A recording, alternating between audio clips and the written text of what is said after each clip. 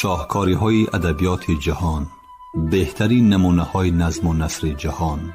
شاهکاری‌های ادبیات جهان، نیروبخش معرفت، شکوفایی شعور و پرتوافشانی فروغ فضل و حکمت در خانه دل شما. از ارمغان معنوی شاهکاری‌های ادبیات جهان بهره‌مند شوید. شاهکاری‌های ادبیات جهان از رادیوی فرهنگ.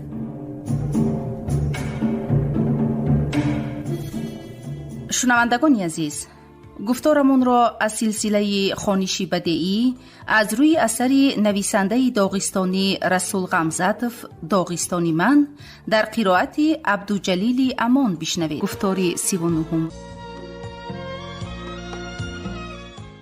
بعد مویی به کسی دیگر شبر کرد و دلی من غرقه خون گشت. سپس شبهری مویی وفات کرد و او بیوه ماند. دلی من همچنان بیقرار بود. نه، من تمامی اسرار محبت را میدانم و در حق دیگران شعر گفتنم حاجت نیست. میگویند که به نزد محمود آدمانی هم آمده از او خواهش میکردند که به مردگان یا در جنگ هلاک شدگان مرثیه نوشته دهد. مادران، خواهران، زوجه ها و عروسان خواهش کرده می آمدند، ولی محمود یگان بار چنین شعر ننوشته است. وی به این گونه کسان چنین جواب میداد: من در جنگ شعرهای عشقی گفتم و در اول آسایشته چی خیل از خصوص جنگ شعر میگویم. اما مردم کوهستان در چنین مورد میگویند به قدر سرود آسایشته فقط همون وقت میرسی که جنگ شود. باز میگویند خواهد که محبت خود را بسنجید به میدان جنگ روید. خنجر دو تیغ دارد، یکی مهر کشوری عزیز، دیگری نفرت به دشمن. تنبور هم دو تار دارد، یکی آهنگ نفرت دارد، دیگر آهنگ محبت. در حق مردی کوهستانی میگویند که وی یارش را به یک دست آغوش کرده میخوابد و با دست دیگرش خنجر را میدراند. بیگپ نیست که بس سرودها و قصه های کهنه با ضرب خنجر انجام مییابند.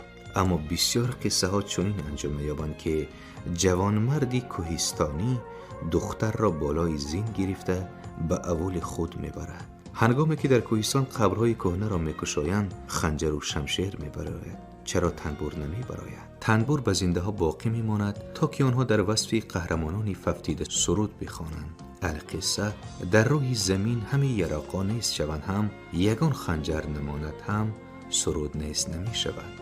پدرم می گفت که مهمانی مقرری مهمان خانه تو، لیکن حافظی مهمان، مطربی مهمان، مهمان تمام اول. او را تمام اول پیشواز می گیرد و گسیل می کند. مثلا محمود را در همه جا از گوبرناتور خوبتر پذیرایی می کردند. گوبرناتورها شاید از همین سبب حافظان آزاد را دوست نمی داشتند. پدرم می گفت که دو مسافر در داغستان راه می پیمودند. وقتی تاریک شده ایستادن هوا، یکی به دیگری گفت وقتی دمگیری نشد همین زمان شب می شود. می بینم که خسته شدی، خنک خوردی. هو در آنجا اول نامایان، رویم جای خواب پرسیم. حقیقتا خسته شدم، خنک خوردم، بلکه بیمار هم شدم. اما در این اول نمی مانم. چرا؟ این اول دلگیر هنوز یگان کس نشنیده است که در اینجا سرود خوانده باشند. به مسافران شاید چنین اول دوچار آمده است، اما کسی که در حق تمام داغستان چنین گفته نمیتواند، یعنی این کشور است که سرود نمیشنوی. بنابراین ندر آمده گذشته می رویم.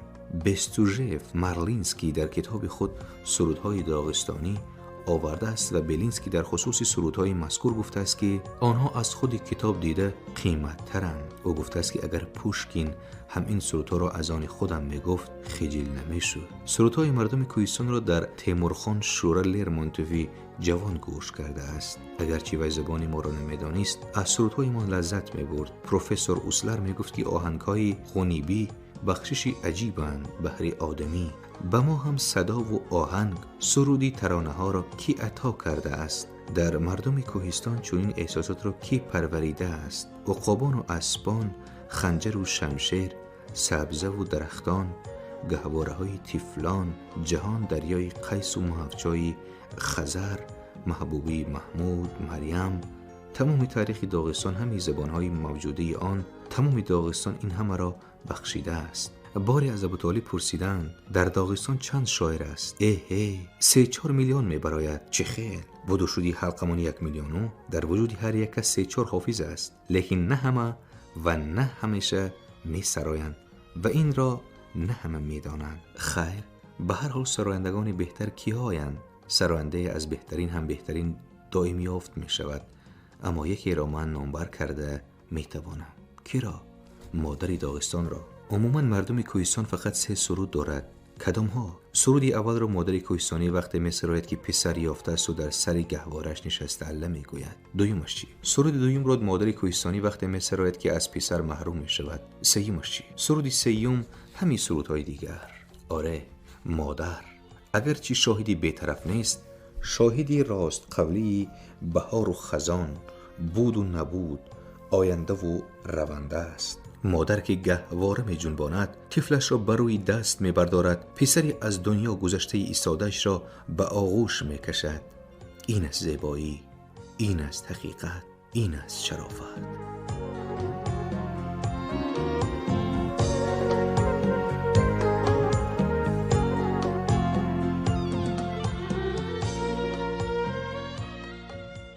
آدمان بد هم هستند، آدمان خوب هم. سرودهای خوب هم هستند و سرودهای بد هم، ولی مادر و سرود مادر همیشه خوب و گواراست. البته سرودهای در سری گهوارم خوانده مادری خودم را یاد ندارم، اما بعد در ابوالهای گوناگون بسا سرودهای خوب و الله‌های مادران را شنیدم. اینک یکی از آنها: آنسان پسرم تو با توان خواهد شد، که گوشت ز کام گرگ بتوانی ربود. آنسان پسرم تو چست و چالاک آیی، کز کام پلنگ صیدی او بربایی. آنقدر شوی با خرد و با تدبیر، تا دوست بیابی شنوی حکمت پیر. حکمت پیر. آنسان پسرم حکمت دنیایی جویی، تنگی بکند مهد تو تنها جویی. بر مادر خویشتن پسر خواهی شد، داماد به مادری دیگر خواهی شد. بر دوشیزه عزیز شوهر باشی، دستان باشی، برای کشور باشی. چه اعتماده؟ مادری نیست که سرودی خواننده نتواند می گفت پدرم. مادری نیست که در دل شاعر نباشد. باران تابستان خشک توی پسرکم، آفتاب تابستانی بارانی توی پسرکم. لبهای چمومی عسل توی پسرکم، چشمان انگوری سیاه توی پسرکم. نامی از عسل شیرین توی پسرکم، رخان چشم نواز توی پسرکم. دلی که تون می تپد توی پسرکم، کلیدی دلی بیدار توی پسرکم. صندوق نقره‌کوب توی پسرکم، تیلای آن صندوق توی پسرکم.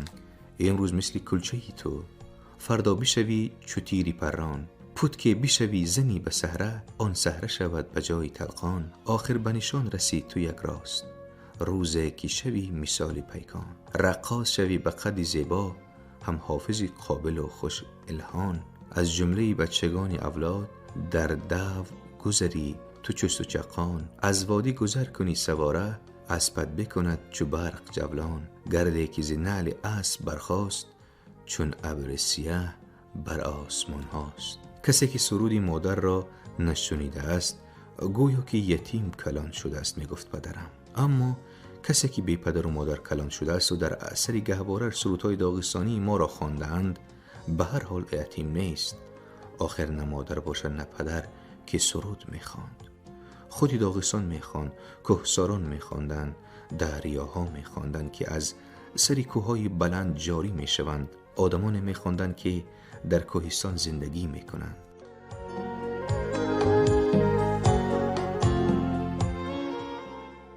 کلابه رشته زرین دخترکم، پوپکی بزیب و نقرگین دخترکم. مهتابی سری قله کوه دخترکم، بزغاله دریاله کوه دخترکم.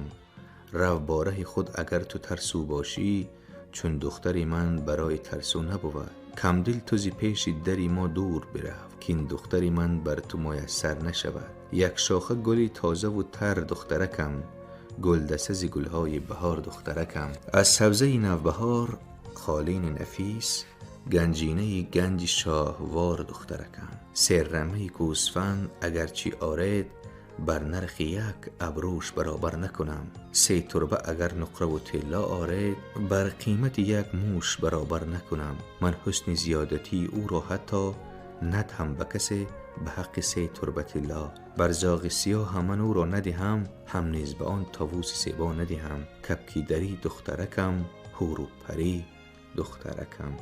مادر دیگر به طرز دیگر می سراید: هر کس پلنگی را کشد در جنگل تنها کشد، من دخترم را می دهم. هر کس تواند صخره را مشت زند طلقان کند، من دخترم را می دهم. با تازیانه هر کس تسخیر سازد قلعه را، من دخترم را می دهم. هر کس تواند ماه را برد به مانند پنیر، من دخترم را می دهم. هر کس تواند داشتن پیش دمی امواج را، من دخترم را می دهم.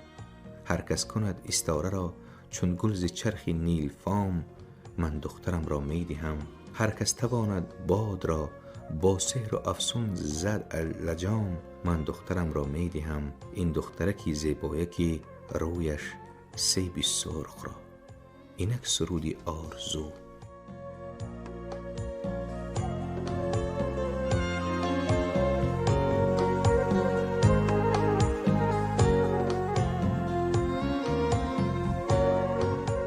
نشکفته گلی به باغ و گلشن، خندد گلی حسن دختری من.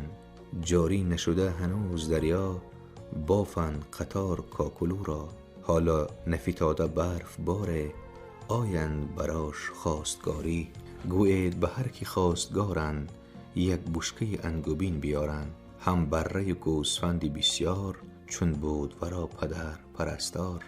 بهری پدرش ز خواستگاران، لازم گله اسبی برق جولان. باز چون این سرودی سری گهواره است: با گندمزار آید دختر ما، سحر آوا کند تا مرغ اول.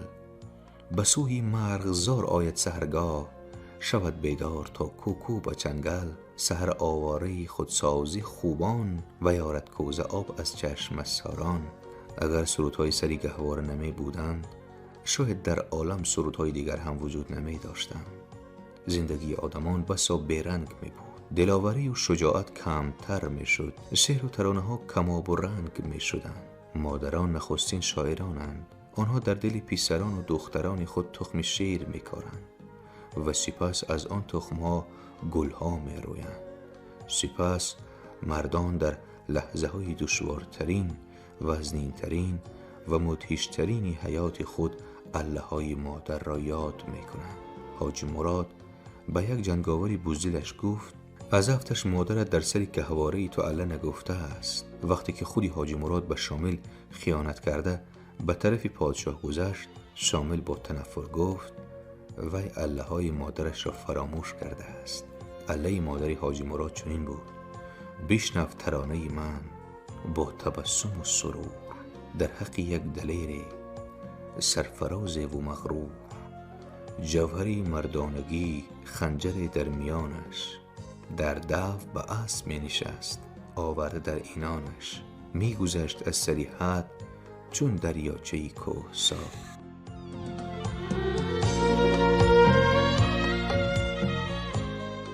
می برید گردنی کوه به خنجری جوهردار. یک دستی او می شکست زرنگی 100 ساله را. شهبازم چو او ای کاش شوید دلیر یکتا. مادر بر روی که خندانی فرزند می نگریست و به سرود خود باور می کرد و نمی دانست که پسرش حاجی مراد را چی مشقت‌هایی در پیش است. ترک شامل گفته به طرف دشمنان او گذشتن حاجی مراد را شنیده، مادر سرود دیگری خواند: به ورطه بس جهیده از سری صخره، نکردی بیم از پست و بلندی ها. کنون از پرتگاهی که فتادی تو، امیدی بازگشتت نی به کوی ما. به کوهستان دلبندت شتابیدی، پس از تاراج گستاخانه بس شبها. به دام دشمن افتادی کنون چون سید، امیدی بازگشتن نی به کوی ما. کنون روزم سیاه و روزگارم تلخ، دلی من از امید و آرزو خالی است. تو را از قبضه فولادی آن دام، به کوی ما امیدی بازگشته نیست. حذر کردی ز شاه و از امامت، بخیر است این همه اما تو دانی. حذر کردی ز کهسار دیارت، به کوی ما امیدی بازگشتت نی. چنان که معلوم است حاجی مراد باید حرکت کرد از نزد شاه به در رود و باز به طرف آدمان خود گذرد، اما هنگام گریختنش او را دست گرفتند و به قتل رسانیدند. سر از تن بیجان حاجی مراد جدا کردند، آنگاه در کوهستان باز یک سرودی مادر پیدا شد. کشیدن خنجر سر از تن جدا شد، دیگر جمله آوازها به اساس است. به شورای حربی و جنگ شدیده، سری اوست لازم که خود به قیاس است. سری ره تنی به سرش خاک کشته، به بیهوده آوازها ما چه گوییم؟ به جنگی که کوهسار ما شد مسخر، چی محتاجی بازو و دستان اویم؟ ز شمشیر پرسید و از تیغ تیزی، که مرده است نایب و یا زنده مانده است. مگر صخره بوی بارود ندارد؟ نسوخته زمینی که او خون فشانده است. ورا نام عقاب سری قله بود لیک، پرش ریخت اکنون نیاید پیامش. کجی حیاتش کند راست شمشیر، کند تازه هم داغی ناموس و نامش. سرودی مادر آغاز از سرچشمه تمام سرودهای آدمی است.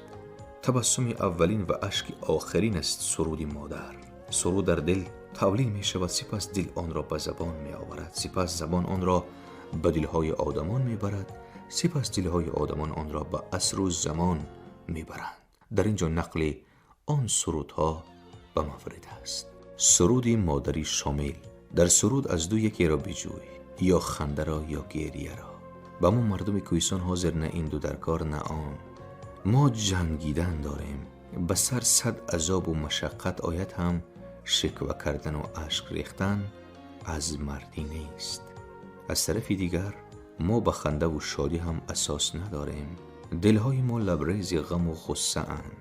دیروز من جوانانی را که در نزد مسجد می رقصیدند و می سرودند جزا دادم. به عقلند آنها. همین کارشان را اگر باز بینم باز جزا می دهم. اگر به شما شعر در کار باشد قرآن را خوانید، کلام پیغمبر را تکرار بکنید. شعرهای او به در کعبه هم ثبت. امام شامل سرودخوانی را در داغستان همین طور منع می کرد. برای سرودخوانیشان زنان را با جارو و مردان را با تازیانه می زد. فرمان است. در آن سالها بسیار سرایندگان به زیر تازیانه می افتادند. ولی سرود را مگر خاموش می توان کرد؟ سراینده را خاموش می توان کرد، اما سرود را هرگز. ما بس سنگ‌های مزار را می بینیم، زیرا آنها آدمان مدفونند، اما قبر سرود را کی دیده است؟ در روی یک سنگ مزار من چنین سخنها را خواندم: مرد، می مرند و خواهند مرد. در باب سرود این طور گفتن ممکن است: نمرده است، نمی میرد و نخواهد مرد. در روزهای غزوات سرودها را چیهای نکردند، اما سرودها نه تنها زنده ماندند و تا روزهای ما رسیدند. زیاد از این اکنون آن سرودها به حکم خنده تقدیر سرودهای شامل نام گرفتند. در واقع از خصوص سرودهای مادری شامل در آن روزها لشکران دشمن اول آخلگاه را ضبط کرده بودند. آن جنگ بسا قهرمانان تولید کرد، ولی همه در آنجا در آن کارزار ماندند. زخمداران تسلیم شدند، نخواسته خود را به قیسوی اور می انداختند. در میان محاصران خواهری شامل به فرزندانش نیز بود. در همین ایام وزین امام خسته و زخمین به اول خود گمری آمد و هنوز لجام اسبش را به دست مریدانش نداده سرود را شنید. سرود نه بلکه ناله بود آن: در اولهای کوهستان خون بگیرید آدمان، در عزای مردگان و وصفشان دستان کنید. چون دیجی آخولگاه تسخیر شد در دشمنان، یک تنی زنده نمانده مردمان افغان کنید. بعد در سرود همی قهرمانان ففتیده نامبر می شدند. آفرنده سرود ندا می کرد که همه سیاه و کبود پوشند. در سرود گفته می شد که این اندوه را شنیده تمام چشمه های کوهستان خشکیدند. در آن سرود از الله التجا کرده می شد که مردم کوهستان را در پناهش نگه. جان پسری 7 ساله شامل جمال الدین را که در پتربورگ گروگان آق پادشاه است امین دارد. شامل بر روی سنگ نشسته و دست بر ریشی انبوهی حنا کرده خود انداخته مردم اطراف را امتحانکارانه نظاره نمود. سپس پرسید: یونس، این سرود چند مصرع است؟ 102 مصرع ایمان. گوینده این سرود را یافته 100 تازیانه میزنی. 2 تازیانیش را میمونی من میزنم. مرید فوراً تازیانه را برآورد. سرود را کی نوشته است؟ همه خاموش. سرود را کی نوشته است؟ میگویم این دم به نزد امام مادری قامت خمیده و اندوه دیدش آمد. او بعد از جاروب داشت. پسرم این سرود را من گفتم. همین ما امروز ماتم سرا است. خانه ما امروز ماتم سرا است. من این جاروب را بگیر و فرمانت را بجا آور. امام در اندیشه افتاد. سپس از دست مادر چوب را گرفت و به دیوار راست کردم. مادر تو خانه برو. مادر به پسر نگاه کرده رفت. همین که مادر در گردش تن کوچه غائب شد، شامل شمشیر و کمربندش را کشاد، چکمنی چرکسی را از تن بدر کرد. مادر را زدن ممکن نیست. گناه او را باید من پسر شامل به گردن بگیرم. تنش را تا میان لج کرده برای نیمکت خوابید و به مرید خود خطاب کرد. چرا تازیانه را بجا کردی؟ بگیر آن را و گفته مرا بکن. مرید دو دیله شد. امام ابرو چین کرد و مرید بهتر از همه میدانست که عاقبت این چی می شود. مرید تازیانه زدن را به تخت پشت امام سر کرد، اما آهسته آهسته زد. جزا نمیداد بلکه نوازش میکرد.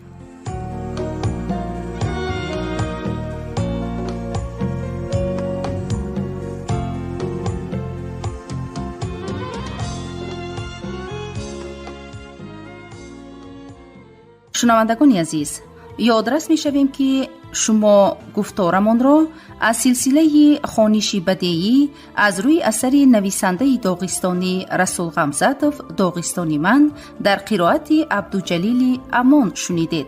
کارگردان موجیگول یوسفووا. پایان گفتار 39.